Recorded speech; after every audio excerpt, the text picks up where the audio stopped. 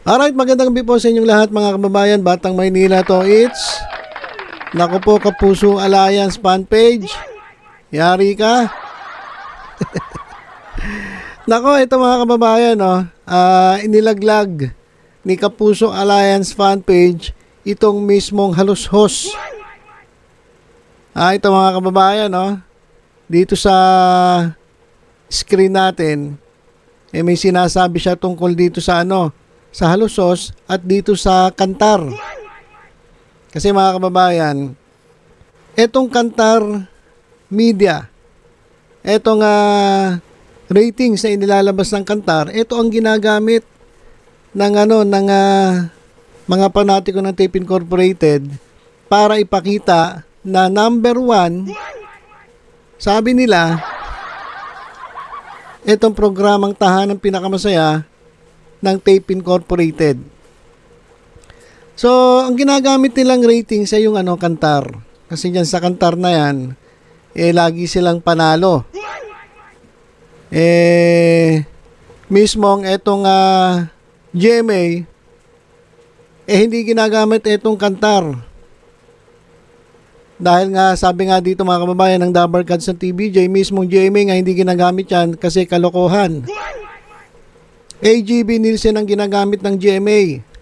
Mga nananaginip ng gising yung mga kulto ng halusos. Kasi ito, katulad na ito mga kababayan. Yan, punta tayo dito sa Facebook page ni Buknoy. Nag-post na naman siya. Kantar National Urban Rural, January 12, Friday. Noontime TV. Ang nakuha ng Tahanang Pinakamasaya ng GMA, 18.3. Mas mataas pa sa Batang Quiapo. Mas mataas pa sa Batang Quiapo. Kaya mismong GMA hindi naniniwala dito sa Kantar. Kasi nga napaka-imposible at sabi nga nung kalokohan. Pero may 18.3. Ito nga prime time, Batang Quiapo. Bibihira umabot ng ganyang kataas. 15 lang minsan, 13. So sobrang taas itong 18.3. Kaya itong Kantar na to, hindi natin paniniwalaan. At lagi nating sinasabi, ito'y kantarantaduhan. Pero ito yung pinagpipilitan ni Tape Everyday Dependent. Na ito raw legit na rating company o rating body. Pero may nabasa naman ako na itong Kantar nga daw ay matagal nang hindi naglalabas ng kanilang mga ratings. Sabi 2020 pa. So yun yung nababasa natin sa ilang mga komento. Saka kung sakali mang active pa sila, hindi ka panipaniwala kasi sobrang taas. Okay sana kung kung medyo dikit siya sa AGB Nielsen. Kasi ang layo na ito mga kababayan sa sa ratings ng AGB ng Nielsen. Ang layo, grabe.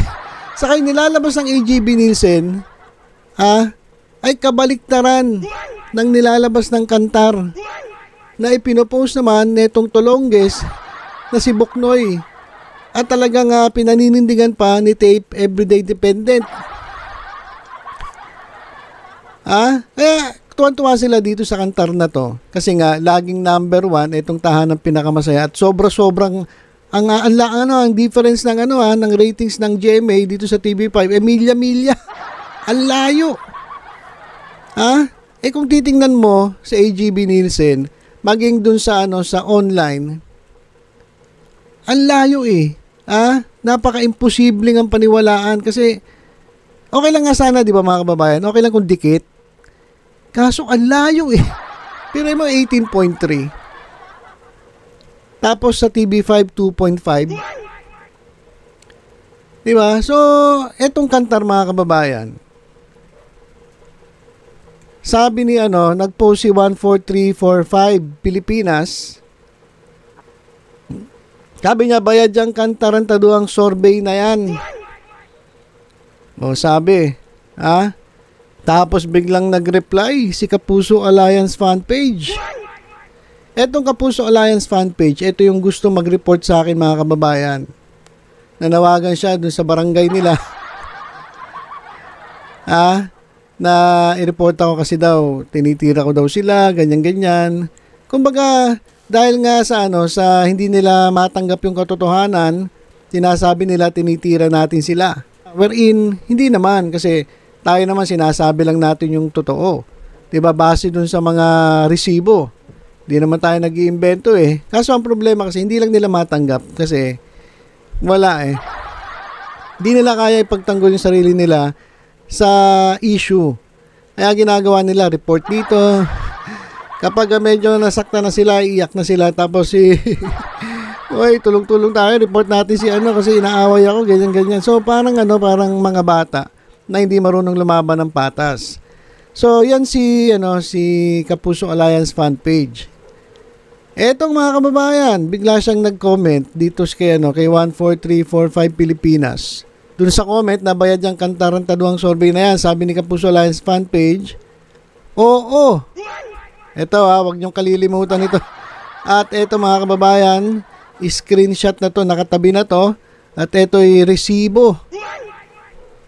Resibo na nilaglag niya. Itong mismong kanilang sinusuportahan na mga may-ari ng Tape Incorporated. Sabi niya, oo, binayaran ni Halusos ang Kantar upang umangat ang ratings.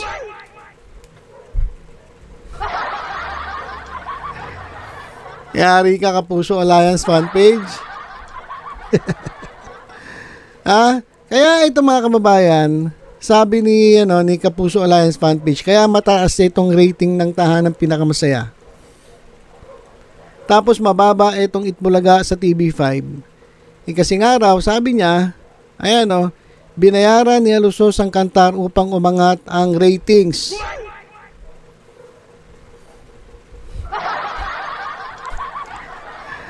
Patay ka na ito, Kapuso Alliance fan page. Patay ka sa mga Halusos. Pero mo magsasalita ka ng ganyan, ilalaglag mo mismo. Yung itong mga ipinagtatanggol mo. Kaya sabi tuloy ni 14345 Pilipinas, Kapuso Alliance fan page, see? Yan ang ebidensya. Yung hamon ko sa'yo, tuparin mo ito, at sabi pa niya, ito ang true. Galing na sa inyo mga pages, kaya pala pumapanig sa inyo si Kantarantaduhan, all paid. Alam nyo na, Chris Ulo, Jay Guevara, Batang Manila Toys, Ders TV, LMX, LMTX, Gaming, Real Talk, Chicago, Models of Manila. So yan, sinasabihan tayo. Ayan na. Kaya pala, etong nilalabas si Boknoy, lagi silang panalo. Laging mataas ang ratings ng Tahanang Pinakamasaya. At talagang pinapababa nila ang ratings ng Itbulaga sa TV5. Dahil daw, sabi ni Kapuso Alliance fan page, binayaran daw ng Halusos ang Kantar upang umangat ang ratings.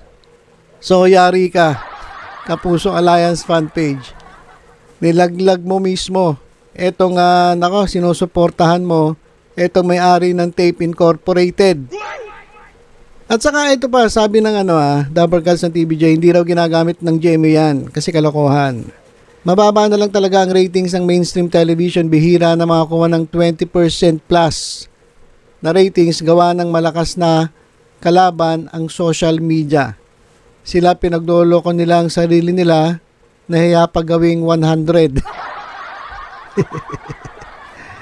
Kulang na nga lang gawin nila doon sa Itbulaga, gawing 0 eh. Tas sila 100. Tama ka. Tama ka sa sinasabi mo. Kaya imposible, sobrang taas na itong ratings na nakukuha nila dyan sa Kantar. Kasi nga hindi ako maniniwala na ganun kataas. Saka ang layo Ang layo mga kababayan, ang layo sa katotohanan, sa totoo lang. So yan lang po mga kababayan, report ko lang sa inyo sa mga legit Dabarkads. Mismo itong kanilang Kapuso Alliance fan page nakakampi ang naglaglag dito sa may-ari ng Tape Incorporated na mga Halusos, at sinabi niya na kaya mataas ang ratings ng itong Kantar na ito na ipinopost ni Boknoy ay dahil daw binabayaran ni Halusos ang Kantar para mataas ang ratings. So, good luck sa'yo. Kapuso Alliance fan page. Good luck. So, yun lang mga kababayan. Tutok-tutok lang sa Batang Maynila to 8 sa iba pang updates. Ingat po tayong lahat. God bless.